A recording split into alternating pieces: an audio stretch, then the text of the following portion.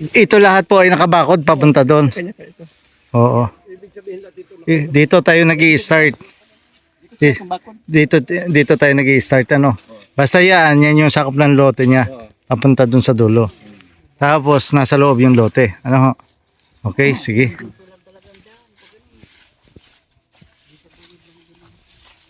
Okay, so ito na po yung tinitingnan natin na property. Ito po tayo na sa bayan ng San Andres, Quezon. So yan, nakabakod na may bye-bye.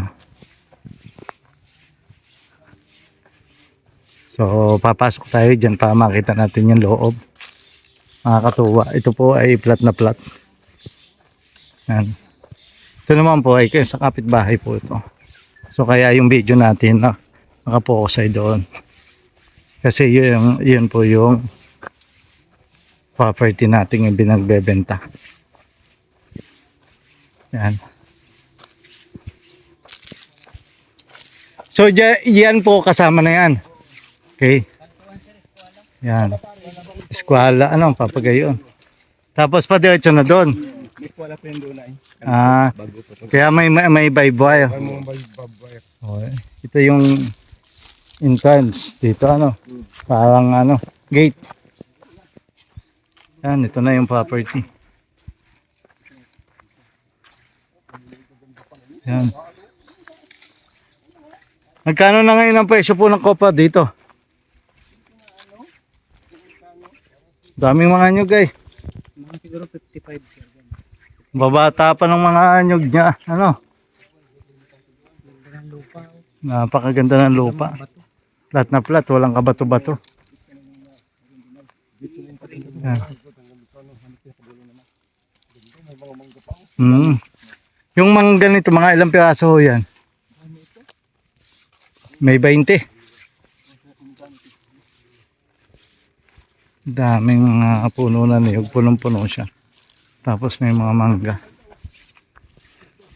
Ang style nito ay Batangas. Plat na plat yung property. Yan. So yan yung ating binibentang property. May bakod na. Yan. Tapos ganyan lang katataas yung mga nyug. Sarap nito maging farm.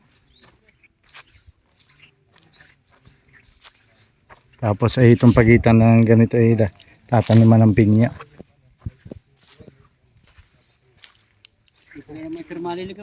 Oo. So may bakod na talaga siya kaya hindi na maliligaw May bakod na. Hindi binakudan. Ano sukat nga po nito? 3 hectares po. Ay ito po nangawit na ng nyug. Oo. May magkukopa dito. Kahit saan ka lumingon. May nyug. Plat na plat. Ito yun nag-harvest na sila. Yan. Nag-harvest na. Kaganda nitong farm na to. Lalaki na mga bunga lalaki. Laki ang mga bunga. Kasi mataba ang lupa dito. Kaya, so yan na po. 3 hektarya, napakadaming puno ng nyug. Plat na plat ang lupa. Sagingan. May bakod na bayboy. Dito po tayo sa San Andres, Quezon. Pero may lakad siya simula sa highway na more or less 5 minutes. Dito na kayo. Napakaganda nitong property ito. Dream farm, ang daming mga mangga doon. At saka yung mga saging. Okay. So magpapalipad tayo ng drone para mas makita natin yung kabuuan ng property. Sa mga gusto pong mag-invest, message po yun sa aming YouTube channel.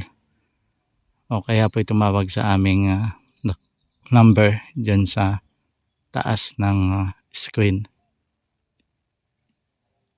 Thank you so much. Okay. Ito yung mga nyug. Tapos bahay. May mga kawayan din doon. Oh. Ganda ng mangga. Makulimlim dito. Dito magandang magbahay.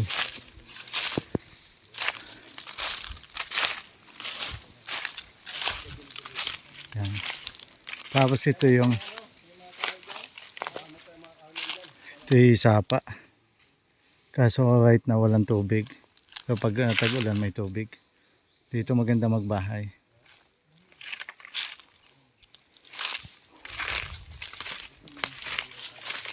Part pa din siya ng 2.5. 2.5 tuloy. 3 hectares.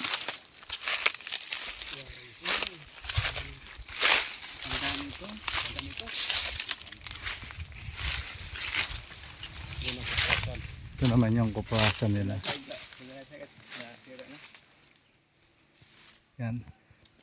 Wala lang sahig. Pero pinasadya nila ng semento. Yan.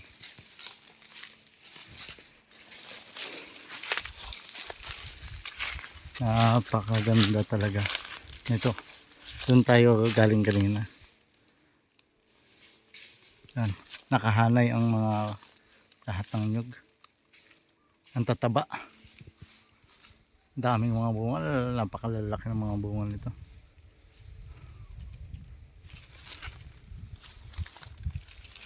Yan. Ganda.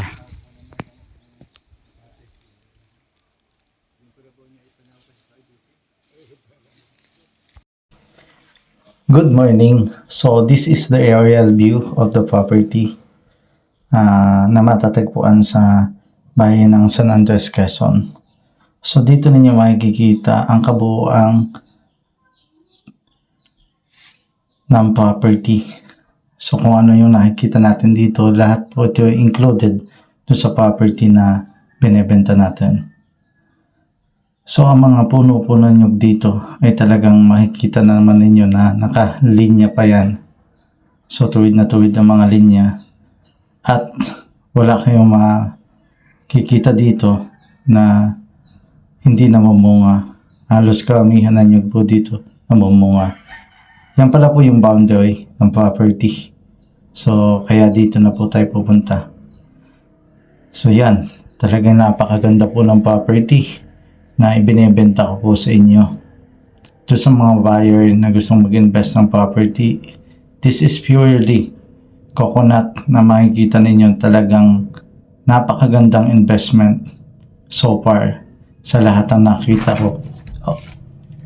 Ito yung pinaka madami ang niyog at napakaganda talaga. Flat na flat po ang lupa dito.